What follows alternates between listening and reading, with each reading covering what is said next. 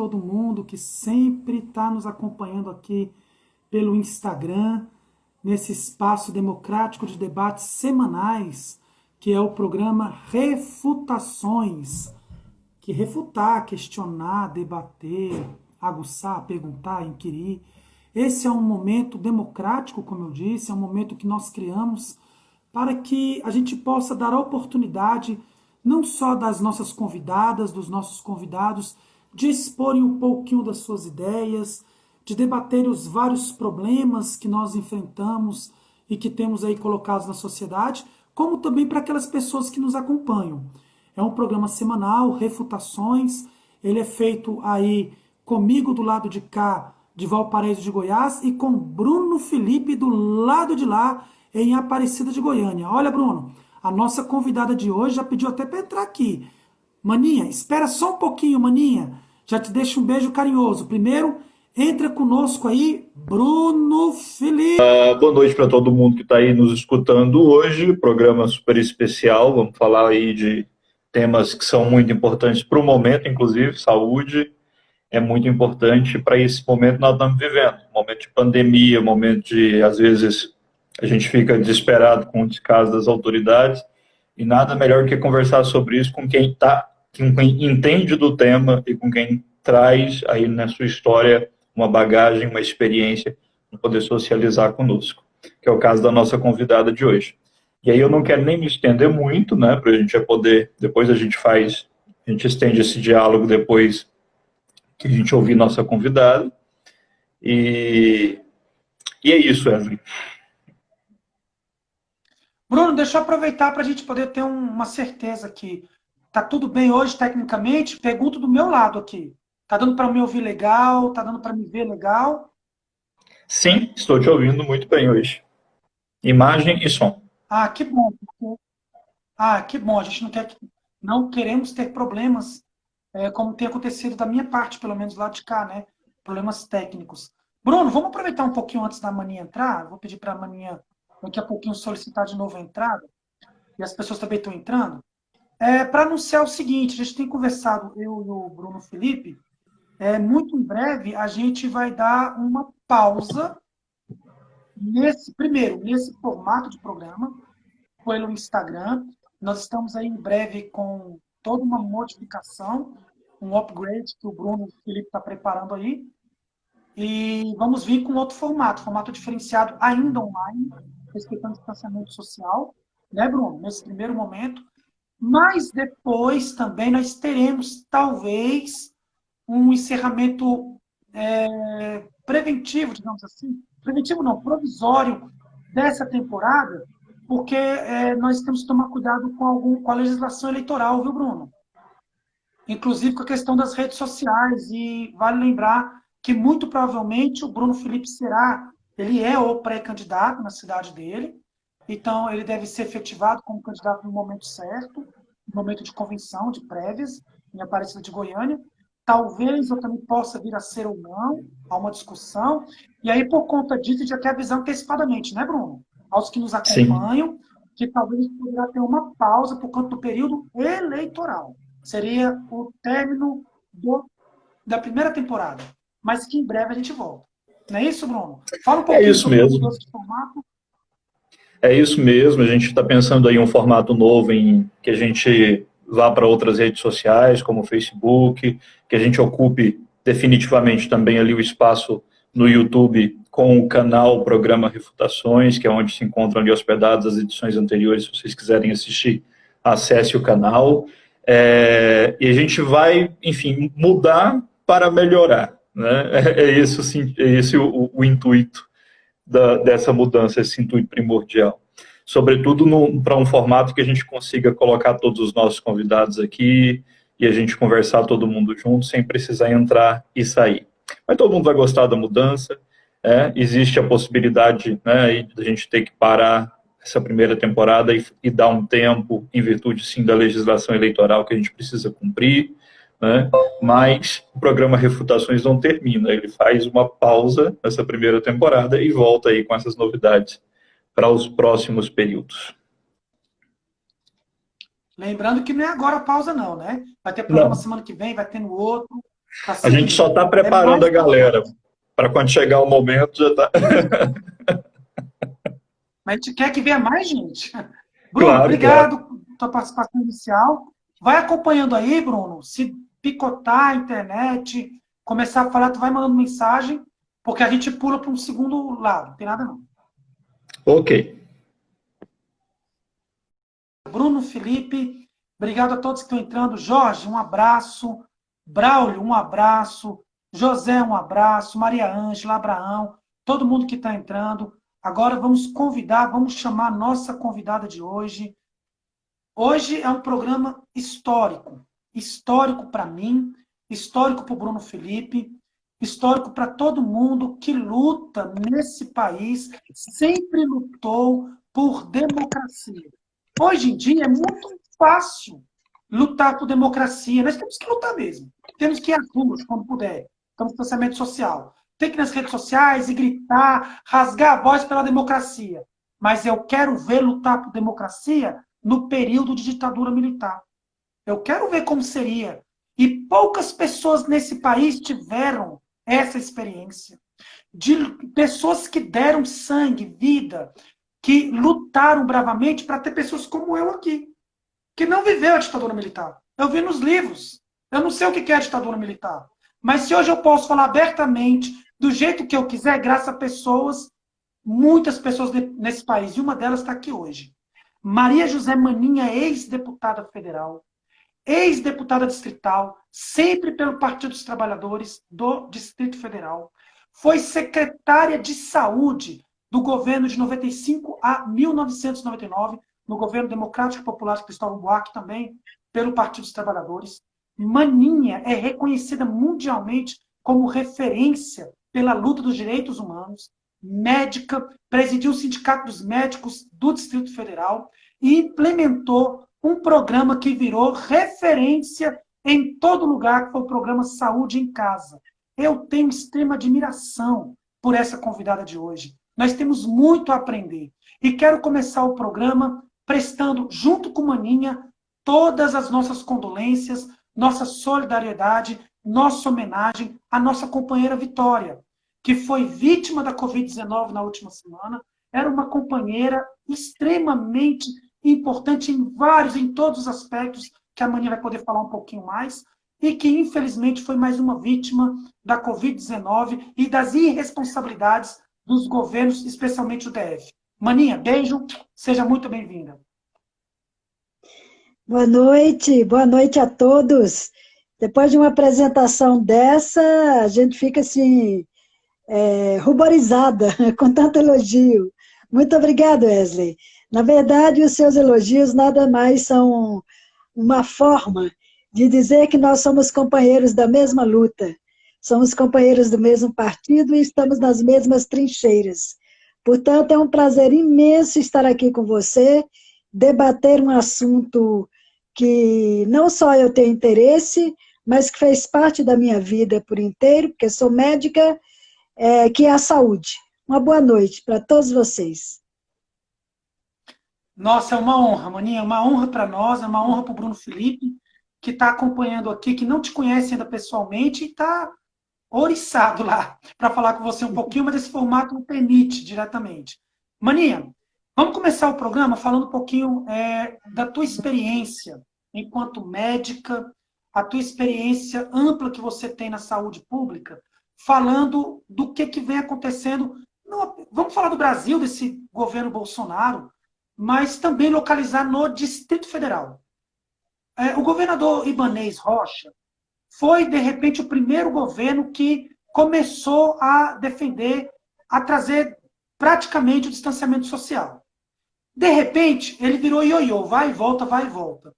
Aí ele coloca decreto desmentindo o decreto, ele não sabe que lado vai, e aí o pico da Covid-19 perdeu o controle no Distrito Federal, ele reabriu todo o comércio depois de decretar calamidade pública, o que é, no mínimo, estranho.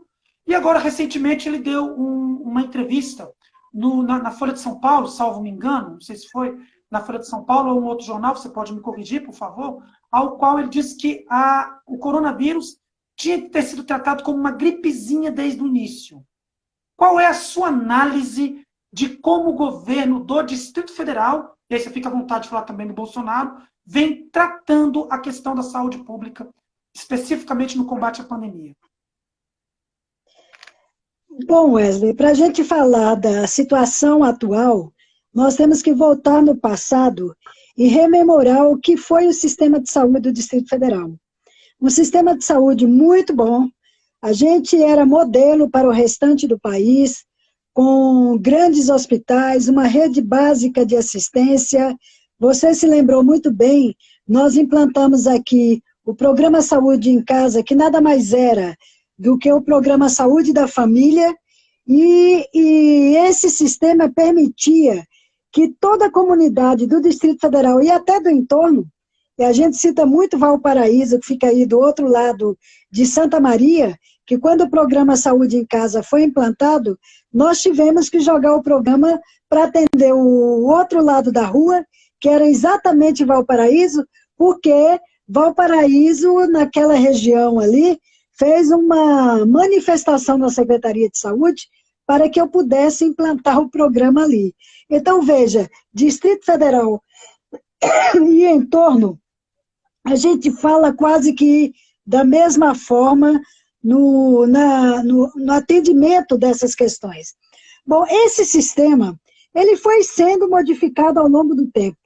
Ele chegou no momento atual, desde Rodrigo Hollenberg até o atual governador, ele começou a ser desmontado sistematicamente e semi-privatizado, porque é uma privatização, assim, bem camuflada, que é a chamada criação desse Instituto de Saúde, o IGESP, que nada mais é do que uma instituição gerenciada por pessoas de fora, que não tem nada a ver com a Secretaria de Saúde. Então, fez-se um desmonte do Sistema Único de Saúde do Distrito Federal. E aí, para nosso azar, chega essa pandemia. Essa pandemia, que poderia ter sido tratada de outra forma, seja no plano federal, seja no plano local, ela chega com avassaladora. E você disse muito bem, o governador tomou uma iniciativa que até eu me surpreendi e disse, nossa, mas que coisa boa! Será que esse cara se iluminou ao ponto de fazer o que eu gostaria que fizesse, que foi o chamado isolamento, fechamento total. Naquele momento, com isolamento, ele conseguiu dar um tempo para que se pudesse, então, organizar o serviço de saúde e aí partir para cima da chamada pandemia. Bom, mas tem alguns problemas. O primeiro problema é que o sistema não estava arrumado. O sistema, ao contrário, estava desarrumado, né? Segundo, o governador não é imune à pressão, nem à pressão empresarial, nem à pressão política do maluco desse presidente que acha que é um iluminado, que sabe de saúde mais do que a ciência e que começou a pressionar pela reabertura do serviço. Então, sem organizar o serviço, e abriu-se repetidamente o Distrito Federal. Um decreto, outro mais decreto, abre aqui, abre acolá, começou a se abrir de tal maneira que o vírus, que não é um vírus qualquer, ele adora aglomerações, ele adora ser transmitido pelo ar, achou o ambiente ideal. E aí começou, então, uma transmissão que a cada dia se acelera. E aí a gente percebe o seguinte, é uma situação no Distrito Federal dramática, porque a cada momento o governador dá uma informação. As informações são extremamente contraditórias. Nós não temos o número de UTIs que o governador diz que tem. O sistema público do Distrito Federal não tem esse número. Segundo, nós não temos os leitos necessários para fazer o atendimento da Covid na nossa necessidade atual. Até se instalou um hospital de campanha, mas esse hospital de campanha também, ele não está oferecendo aquilo que é necessário, né? Os pacientes chegam ali, não têm condições de serem atendidos, já existe uma série de denúncias com contratação de empresa, de equipamentos. Os nossos hospitais, o nosso pessoal não foi treinado, nós estamos tendo falta de equipamentos de proteção para os profissionais da saúde. Só para você ter uma ideia, o Brasil é o campeão de mortes de profissionais de saúde no mundo, nesta pandemia. E o Distrito Federal não está fugindo à regra. Todo dia morre um auxiliar de enfermagem, um técnico de enfermagem, um enfermeiro, atendente de SAMU, e aí os números vão se avolumando. Então, nós estamos vivendo uma desordem na saúde, e uma desordem que começa pelas informações truncadas do governo, passa por uma falta de estrutura que não se consegue estruturar, e acresce-se um outro elemento. No Distrito Federal não se está se fazendo testes.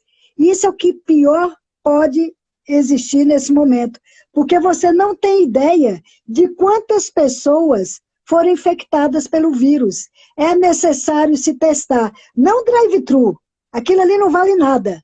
Aquele teste, que é chamado teste rápido, que você entra numa filinha de carro e chega ali para se testar, 98% desses testes são falsos positivos. O que significa isso? Significa nada. Ele não está testando nada. Tem que se fazer o teste do RT-PCR, aquele do nariz, onde se coloca para se tirar da narina a presença do vírus ou não. Então, nós temos que fazer este teste. Esse teste é extremamente necessário, é o teste que nós chamamos o teste do ouro, porque ele comprova definitivamente se o vírus está presente no organismo ou não. Então, não se faz testagem no Distrito Federal. E ao não se fazer testagem, você não sabe quantas pessoas estão contaminadas de fato, e você só tem um índice que você leva em consideração, o número de mortes que acontecem no Distrito Federal e algumas até do entorno, como foi o caso da Vitória que você citou no início do programa. Então, veja bem, nós temos que mudar essa situação. Nós temos que organizar tudo isso. Por isso, eu dei aqui um panorama muito longo sobre todos os, eu diria assim, os ingredientes dessa receita, para que você possa, então, agora, explaná-la e fazer as perguntas que achar que são necessárias. Não, uma questão que aconteceu agora recentemente, Maninha, porque você trouxe muitas explicações técnicas, eu, por exemplo, não tinha o conhecimento do teste da maneira correta. E isso é importante para quem está nos acompanhando, porque essa informação técnica, poucas pessoas, de fato, as têm. E aí, o que acontece? Como eu sou da educação, o que o governador, ele de forma atabalhoada, fez recentemente? Ele emitiu um decreto mandando o retorno das aulas das escolas públicas de forma presencial a partir do dia 3 de agosto. Aí ele fez uma escala, Maninha. Você está acompanhando, claro. Uma escala, ensino médio, depois ensino fundamental 2, fundamental 1, até na educação infantil. O sindicato dos professores teve uma conversa e parece-me que ele havia recuado, em princípio. Mas a informação que chega nas escolas públicas é que não é bem assim. Ele ainda está insistindo no retorno quase que imediato a partir do 3 de agosto. Pelo menos dos trabalhadores, porque ele quer que os alunos voltem. Bom, eu queria que você desse uma explicação, porque as pessoas não compreendem. Elas acham que tem que voltar mesmo, que dá para voltar 30, 40 alunos numa sala de aula com máscara, enfim. Maninha, como médica, por que é tão perigoso que as crianças, especialmente as crianças, que não têm o mesmo controle, o mesmo cuidado que tem um adolescente, um adulto, qual o perigo de uma disseminação em massa? Existe, de fato, esse perigo ou não da Covid-19? E agora, em agosto, no período do ano que nós vivemos, junho, julho, agosto, período frio, é o momento de voltar? Ou pode ser um genocídio em massa? Aliás, genocídio é em massa. Maninha. Veja, Wesley, eu acho que essa palavra genocídio, dentro de muito pouco tempo, nós estaremos aí usando para acionar na justiça esses governantes que não têm a menor responsabilidade com a vida dos seus governados. Porque você me fez uma pergunta, eu vou te responder objetivamente. O vírus adora aglomeração. O vírus é transmitido por secreção, né? Por pequenas gotículas. Se eu falo próximo a você de 1 metro e meio de distância, eu sou capaz de transmitir para você esse vírus que eu esteja carregando.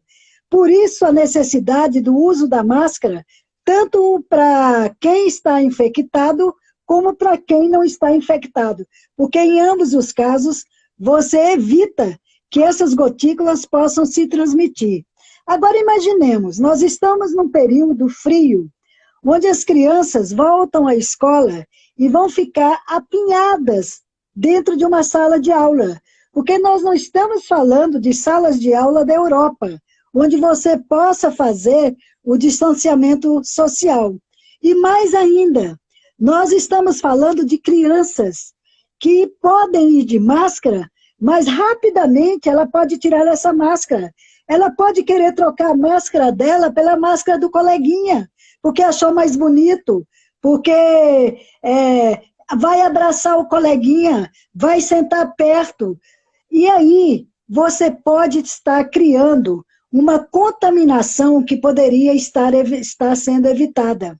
Mas mais do que isso, nós temos hoje estatísticas que mostram que as crianças não são as mais contaminadas. As mais contaminadas são exatamente as pessoas que estão trabalhando, que estão na rua, que vão para as academias, que é um outro absurdo, né? Que essas pessoas que se aglomeram, salão de beleza, mas as crianças que estão ficando em casa, elas estão, de certa forma, protegidas. Mas no momento que elas chegam na escola, esse ambiente protegido desaparece. E ela pode trazer para dentro de casa exatamente o vírus. Porque também, até agora, nós temos dados estatísticos que mostram que as crianças não costumam ter a forma grave da doença. Mas ela pode levar para dentro de casa o vírus e contaminar a avó, e contaminar o pai, contaminar o tio, que são mais velhos do que ela. Então, como eu já disse aqui no início, nós não temos um direcionamento feito pela testagem maciça, e a OMS diz o tempo todo, se você quer fazer um plano de reabertura planejada de qualquer lugar, teste, teste, teste. Porque o número de pessoas infectadas é que dará o caminho para você saber se é o momento exato de reabrir ou não. Porque se no Distrito Federal, veja só, ainda tem um outro problema sério nessa questão. Ao não fazer o teste, você não sabe o número de infectados no Distrito Federal. Então, é o que nós chamamos de subnotificação.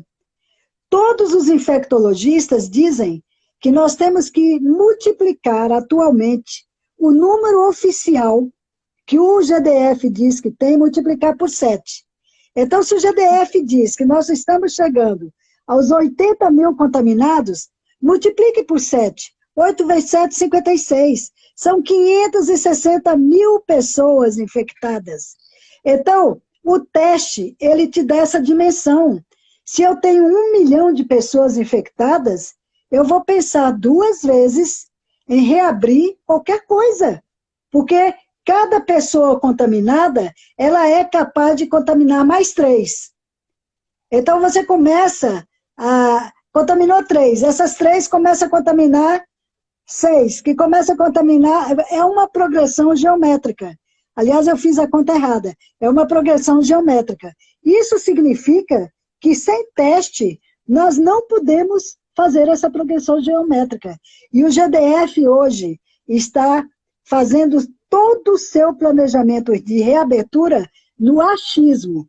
Eu acho que não acho nada, porque as mortes estão acontecendo, a contaminação crescendo aceleradamente, basta você ver os números do início da pandemia até hoje, acelerou para valer nesses últimos 15 dias, e a gente ainda chama atenção.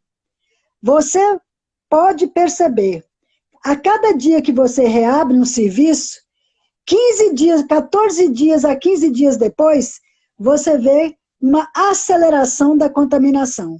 Então, eu chamo atenção para todos esses aspectos de dizer, tanto no plano federal, o Bolsonaro, quanto no plano local, o Ibanez, ambos são absolutamente responsáveis e podem ser, no futuro, estar sendo responsabilizados como genocidas por não evitar as mortes, nem no Distrito Federal, nem as mortes no nosso país. Eu quero só adicionar isso aí, o governador Ronaldo Caiado, que é médico, diga-se de passagem, que reabriu todo o comércio no estado de Goiás, em Goiânia, junto com o prefeito Iris Rezende, e o prefeito aqui de Valparaíso de Goiás, o Pábio. Inclusive, eu quero prestar aqui a minha solidariedade, maninha, olha que absurdo. Os pais da secretária municipal de educação de Valparaíso de Goiás, professora Rudilene, se apresentou positivo com Covid-19. E a mãe dela, da secretária, veio a óbito ontem. Prestar nossas condolências à secretária. Mas, assim, é o prefeito Pábio. É uma irresponsabilidade. E aí você falou muito bem, maninha. Eu só queria acrescentar. Então, é o Ibanez, é o Bolsonaro, é o Pablo Mossoró, é o Ronaldo Caiado. Olha, o Bruno Felipe comenta assim, maninha, as pessoas que andam propondo esse retorno agora denunciam de forma flagrante que nunca entraram numa escola. Desconhece a dinâmica de como é uma realidade escolar no cotidiano. Muita gente entrando, maninha, dando boa noite, muita gente acompanhando, e aí eu queria falar uma outra situação com você. Presidente Jair Messias Bolsonaro. Bom, lá no início do ano, primeiro o Ricardo, gostaria de saber da maninha o que as entidades de saúde do Distrito Federal têm feito para barrar as insanidades do governo ibanês. Quer responder primeiro, maninha? Quero responder. Olha, não só as entidades, como a sociedade civil. Nós, da sociedade civil, conseguimos formar um grupo e elaboramos um manifesto, que na verdade foi um abaixo-assinado, que em 48 horas nós conseguimos ter quase 16 mil assinaturas nesse abaixo-assinado, sendo contrários à reabertura de escolas, de cabeleireiros, de academias, de comércio, e isso aí deu uma repercussão danada aqui no Distrito Federal. Consequência disso foi uma ação impetrada por o advogado Marivaldo Pereira, que foi inclusive candidato ao Senado aqui no Distrito Federal pelo PSOL, onde ele contestava essa reabertura e um juiz determinou o fechamento novamente. Infelizmente, você sabe que justiça é uma coisa muito complicada. Né?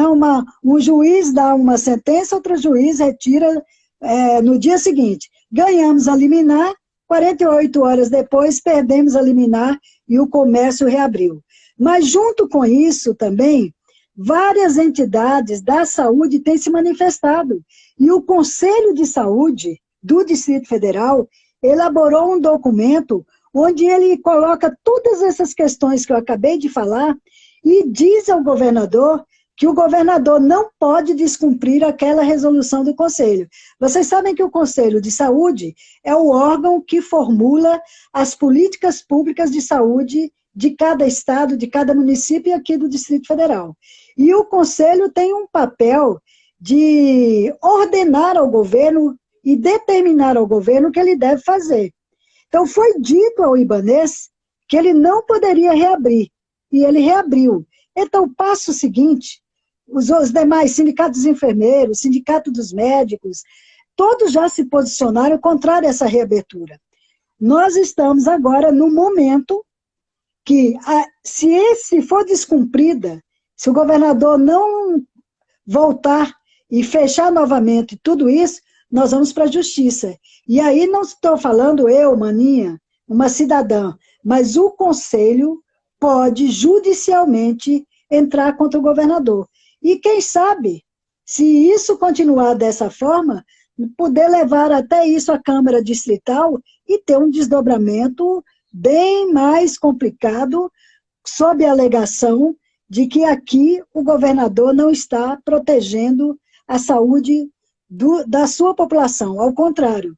Aliás, ele decretou calamidade pública, mas a calamidade pública só existe para buscar recursos, e não existe para as ações efetivas de controle do coronavírus. Exatamente igual o município de Valparaíso. O prefeito decretou calamidade pública até dia 31 de dezembro, mas está tudo reaberto sem nenhuma fiscalização, sem nenhuma política pública voltada de fato para o combate à pandemia. Mesma coisa com o Ibanez, mesma coisa com Gustavo Medanha, prefeito de Aparecida, com o Iris Rezende de Goiânia, com o Caiado no estado de Goiás.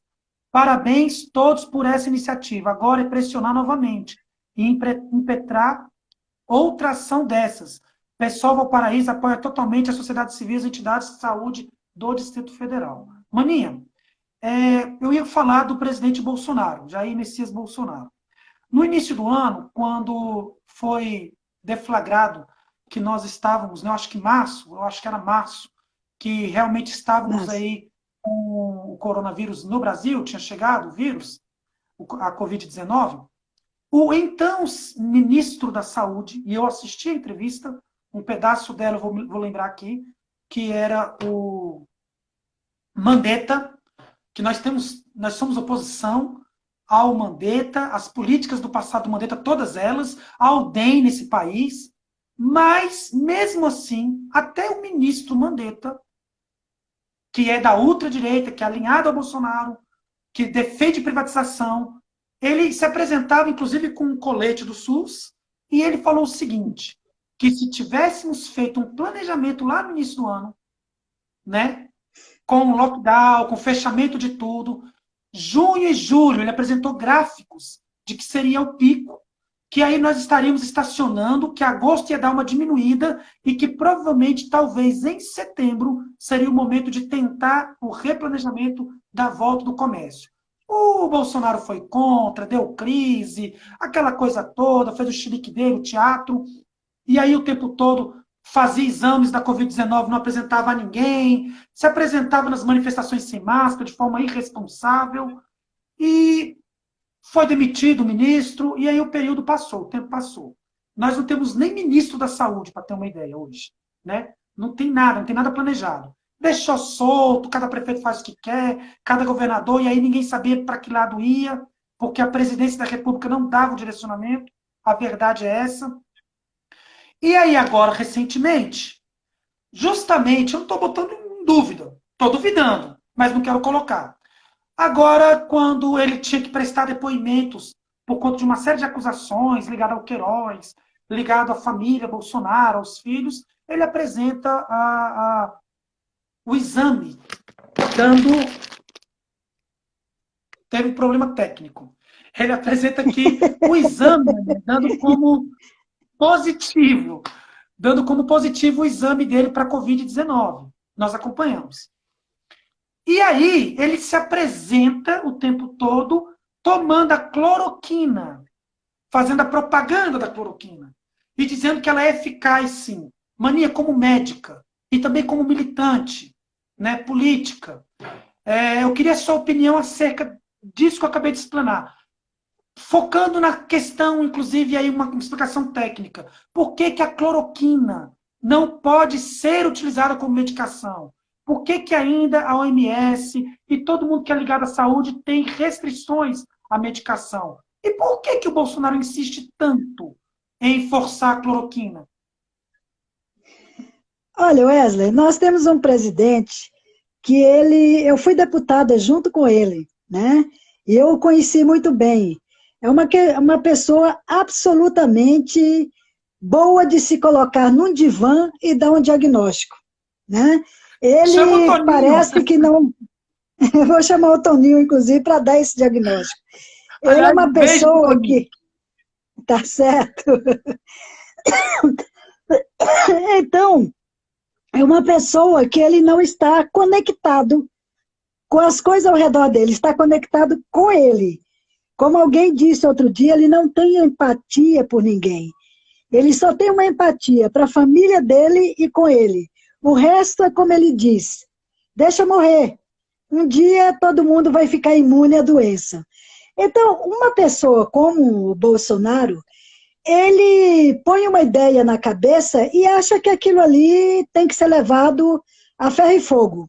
Ele se espelha muito no presidente Trump nos Estados Unidos, que acha que o Trump é o modelo para ele. E o Trump, no início, era o menino propaganda da cloroquina nos Estados Unidos.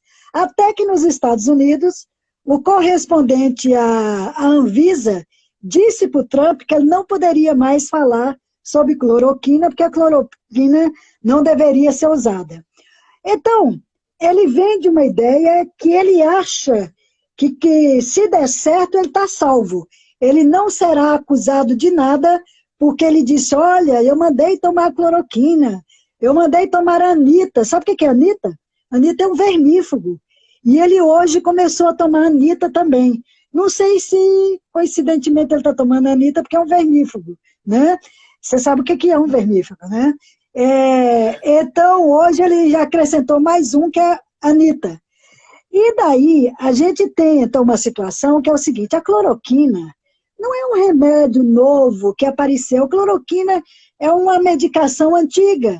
Eu, como médica, quando eu atendia os meus pacientes com malária, nós usávamos a cloroquina, mas ela é uma medicação extremamente tóxica. Ela provoca arritmia cardíacas, ela pode dar até parada cardíaca se você não tiver com um médico cuidando de você. Ela é tóxica para o fígado, pode trazer uma série de complicações, entendeu? Então, é uma velha conhecida nossa que a gente só utiliza nas doenças específicas, né? Em reumatologia e tratamento, como eu disse aqui, da malária. Bom, de repente surgiu estudos de que a cloroquina seria viável, mas isso tudo foi para debaixo da mesa, porque todos os estudos científicos recentes, da agora, essa semana, saiu um estudo tanto dos Estados Unidos quanto do Canadá, comprovando que a cloroquina não é eficaz nem no início, nem no meio, nem no fim da doença. Ela é ineficaz completamente e traz uma série de complicações. Agora, para um presidente que está contaminado, está dentro de um palácio, com uma equipe médica do seu lado, ele pode tomar qualquer coisa, porque ele tem ali um médico de plantão do lado dele para tratar toda e qualquer complicação que ele tenha. Agora, a dona Maria, que acredita no Bolsonaro, que mora lá no interior da minha terra, Januária, em São Joaquim, que fica a 180 quilômetros da cidade, que não tem terapia intensiva, se ela tomar a cloroquina, e aí o coração da dona Maria disparar, ela vai morrer. Ela não tem um médico do lado dela. Então, pimenta nos olhos dos outros é muito bom. Falar para tomar medicação com uma equipe do meu lado, fazendo eletrocardiograma, para ver se eu não tenho arritmia, fazendo exames e mais exames de sangue, para ver se eu não estou tendo qualquer complicação, é fácil o presidente falar. Eu queria ver o presidente lá na selva amazônica, desportista como ele é, tomando cloroquina. E a Anitta também. Queria ver se o cérebro dele responderia como ele acha que tem que responder. Portanto, eu estou brincando, mas agora um aviso sério. Não há nenhuma comprovação da eficácia da cloroquina. Não há nenhuma comprovação de nenhum medicamento. Todos os medicamentos estão sendo testados. Existem alguns que são utilizados em pacientes gravíssimos, como, por exemplo, a corticoide, que agora está sendo usado. Mas o corticoide a gente sempre usou em terapia intensiva em determinadas situações de paciente.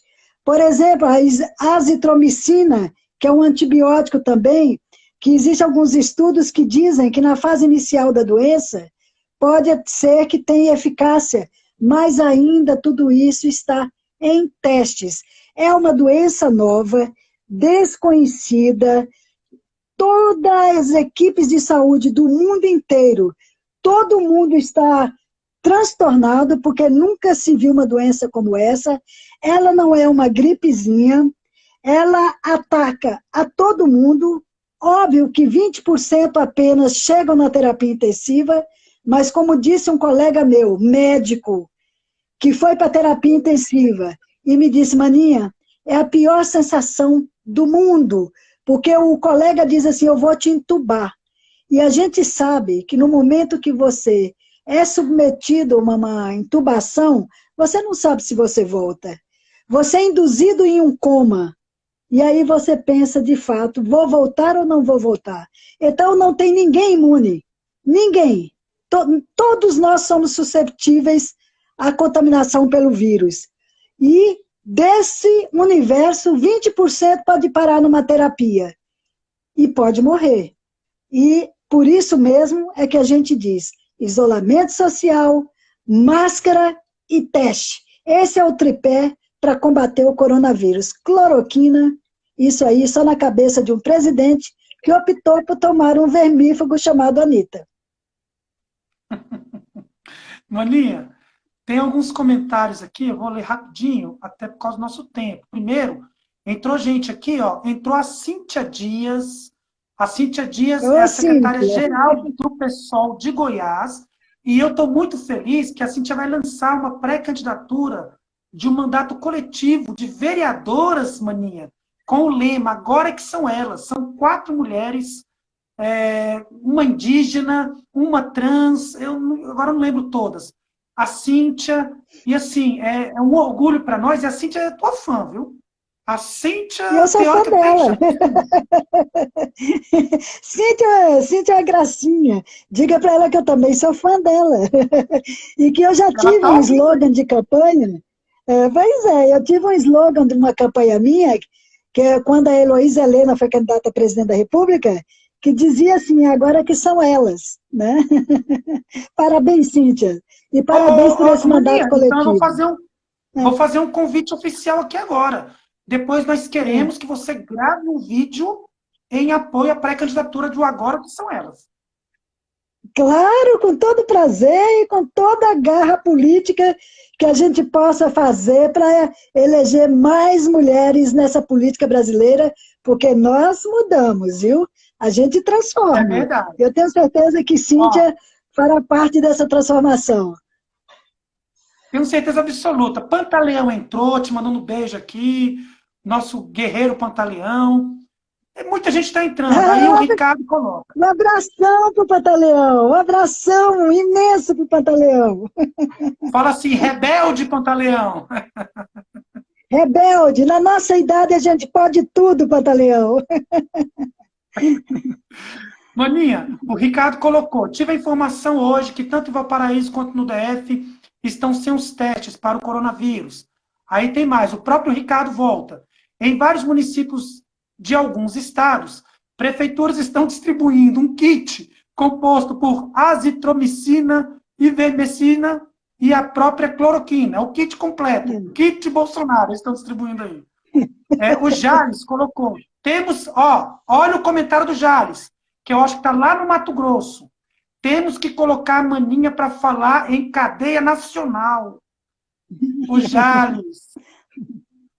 Professor Pantaleão. Grande abraço. Vou imitar o Pantaleão. Olha como é que o Pantaleão fala. Grande abraço a essa rebelde luta. Alegria imensa em revê-la mesmo pela distância.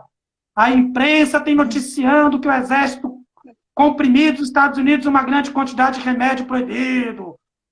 O que você acha, Maninha? E aí o nosso Jorge colocou, agora que são elas, Maninha. E o Jorge, agora que são elas, Maninha 55.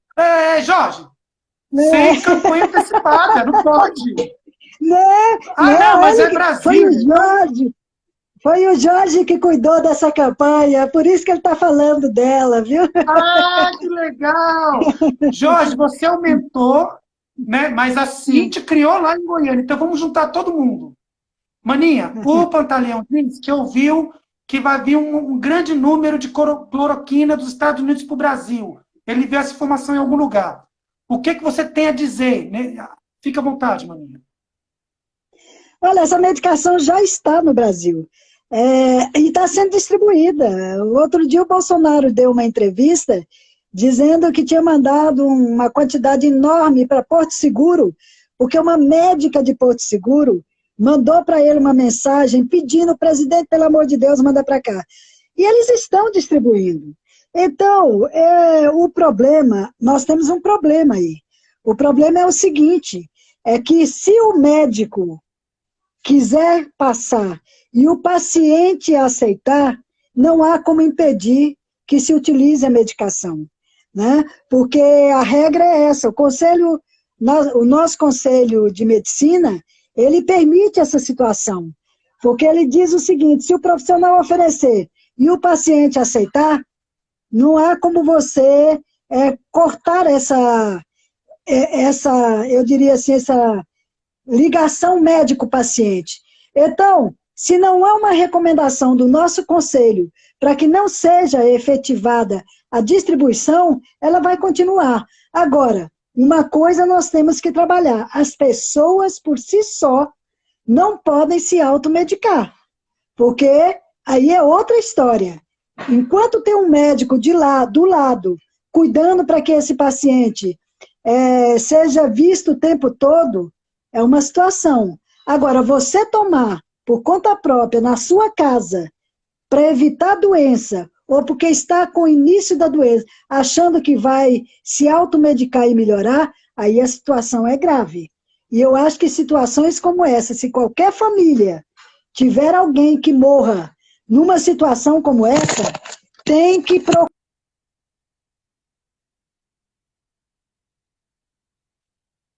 Problema técnico. Deu um probleminha técnico lá com a Maninha. Caiu ali. Espera aí que ela volta. Voltou. Voltei. Voltei. Então, eu acho que essas pessoas, o conselho que eu dou é que essas pessoas, se acontecer qualquer incidente de alguém ter problema, ser internado ou mesmo morrer, essas pessoas denunciarem aos conselhos regionais de medicina, né? De que chegaram a essa situação por autoindução de um presidente da República. E ele tem que ser penalizado por essa indução que ele está fazendo. Hoje mesmo, você sabe o que ele fez ontem? Ontem, ele está com Covid. Ele tem que ficar isolado. Houve aquela manifestação. As pessoas foram para frente do Palácio da Alvorada.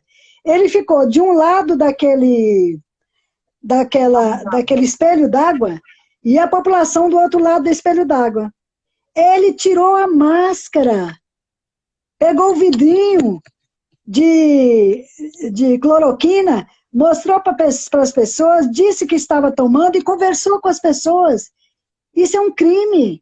Ele está jogando vírus para todo mundo naquele momento, né? Mas é o presidente da República. Alguém tem que denunciá-lo. Que absurdo, Maninha. Maninha, o Jorge falou aqui, ó, Jorge Guimarães. O Brasil precisa de mulheres assim para revolucionar. Um dia eu ouvi um comentário de um outro amigo nosso, Alexandre Varela. Eu nunca esqueci. Ele falou assim que você participou de um debate, alguma coisa assim, você se irritou com algum comentário. Aí alguém falou, mas por que a Maninha se irritou? Aí o Varela olhou para assim e falou assim, porque ela é comunista, cara! Ela é de revolução! Nosso amigo Varela. Pois é. Maninha. É a vida da gente. É a vida da gente, Wesley. Eu costumo dizer que eu não me sinto com a idade que eu tenho, né? Mas fisicamente. Mas a gente vai absorvendo durante toda a vida toda a história que vai sendo construída. E a gente, quando chega na nossa idade, eu, Pantaleão, Toninho nem tanto, Toninho é mais novo que eu, viu? Mas quando chega na nossa idade, a gente tem o direito, viu?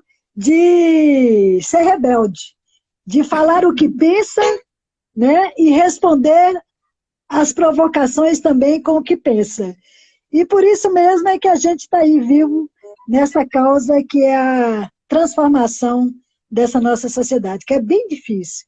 Mas um dia a gente chega lá. Tem que encerrar o programa, mas tem mais coisa aqui escrita, eu vou ler tudo, eu vou ler tudo. Estou nem aí para o tempo. Pode A ler. prescrição da cloroquina, diz o Ricardo, isenta os governantes e médicos. O paciente que optar pelo uso assina um termo de responsabilidade, é uma informação que ele traz. A Maria da Conceição Verdade. diz assim, ó, isso, o povo está cego, juntamente com esse cabeça oca. Aí a Maria da Conceição completa. Como pode um cara se ajoelhou na frente desse cara? Precisa de um hospício, ela diz. Aí o Jorge pede para eu falar como é que seria o Luiz Araújo, falando da mania. Não, o Luiz Araújo seria assim, ó. Mania sensacional. Ah. A Débora, que te adora, entrou e falou, gigante, minha amiga, minha inspiração, todo o meu respeito. Um Antônio Carlos também entrou. Aí o Jorge mandando eu imitar. Eu já imitei o Luiz Araújo, Jorge. Você já arrumou problema para mim já, tá? Já conseguiu. O Abraão falou, é um tipo de seita esse povo. Alienação pura. Né? Os sonhos não envelhecem. Maninha e Panta.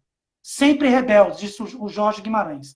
Maninha, eu queria dizer aqui que do nosso lado foi uma honra conversar com você essa noite. Eu tenho muito orgulho de militar ao seu lado, de aprender muito com você, até me emociono, porque você é uma inspiração, uma inspiração. Olha, uma mulher que lutou por democracia nesse país, que passou pelo que você passou. As pessoas têm que te respeitar, maninha. As pessoas têm que... Desculpa, porque eu sei da tua história, eu sei da história do Toninho, vocês viveram na clandestinidade, o Pantaleão, e eu fico assim indignado com algumas pessoas academicistas que acham que são donos da verdade e não sabem respeitar a história das pessoas. Se o Distrito Federal tivesse, se o povo tivesse consciência da história, você hoje ainda era deputada federal pelo PSOL, ou senadora, porque nós precisamos de pessoas como você para nos representar. Né? Eu sou tão feliz de saber que você gentilmente foi madrinha do meu casamento, você e Toninho. Eu quero agradecer isso de público. Né? É um carinho enorme.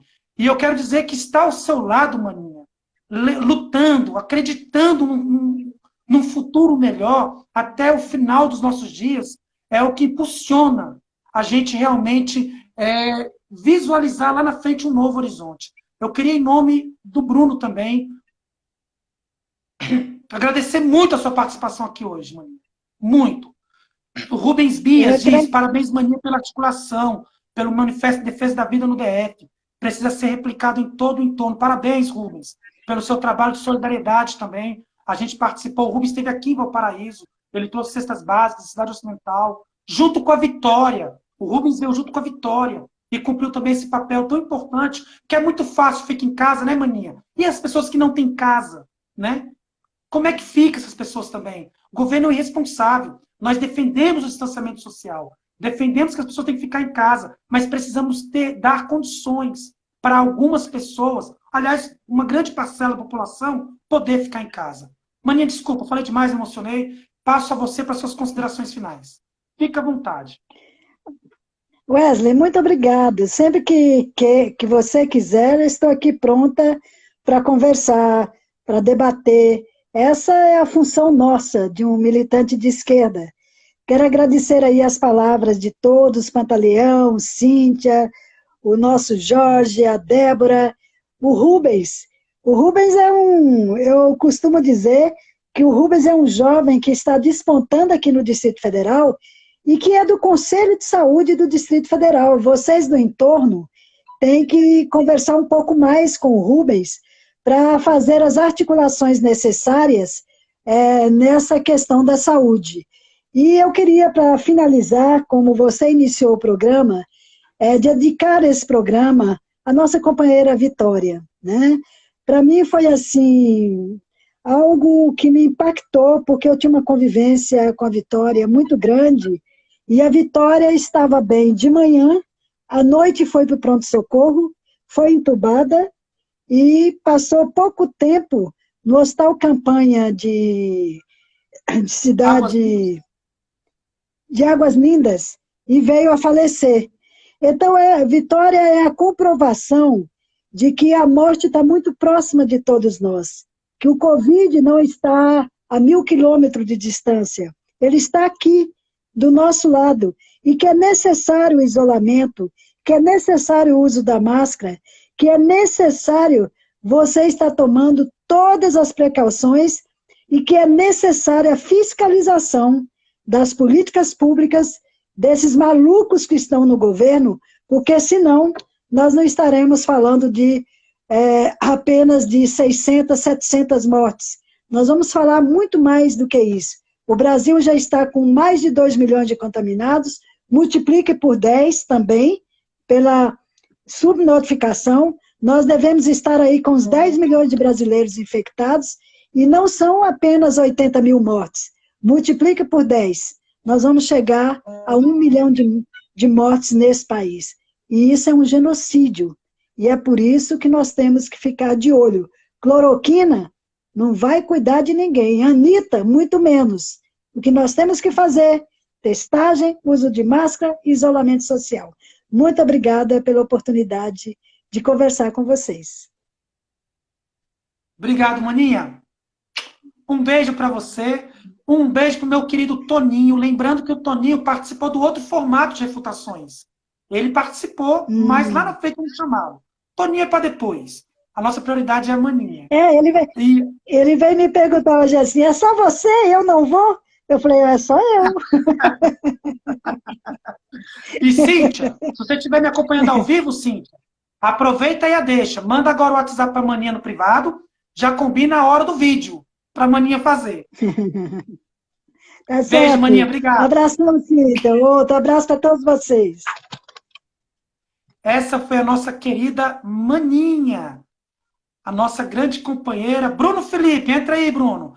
A nossa grande companheira Maninha, que eu acabo me emocionando porque a minha militância dentro do PSOL, ela se iniciou passando por pessoas como a Maninha.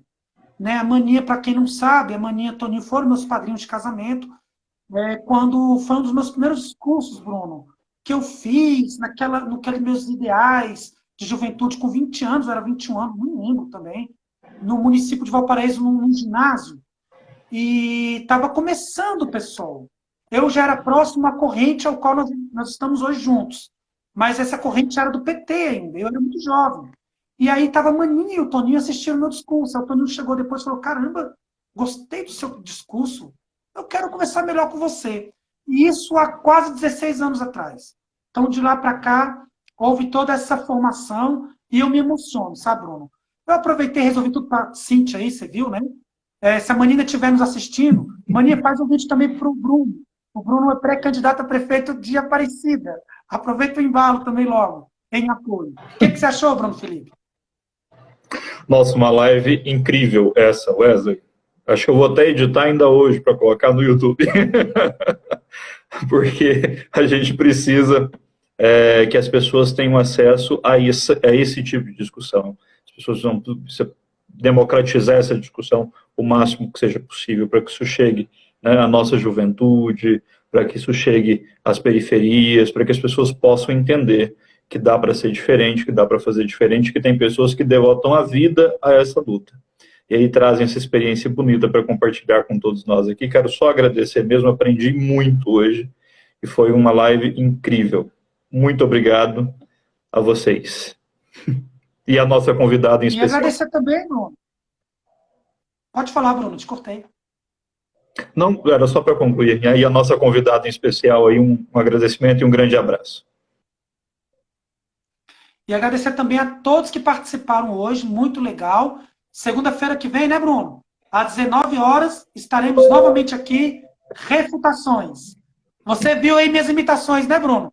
Edita, adorei, Wesley. Tira tudo. Ficou incrível. Tchau, beijo.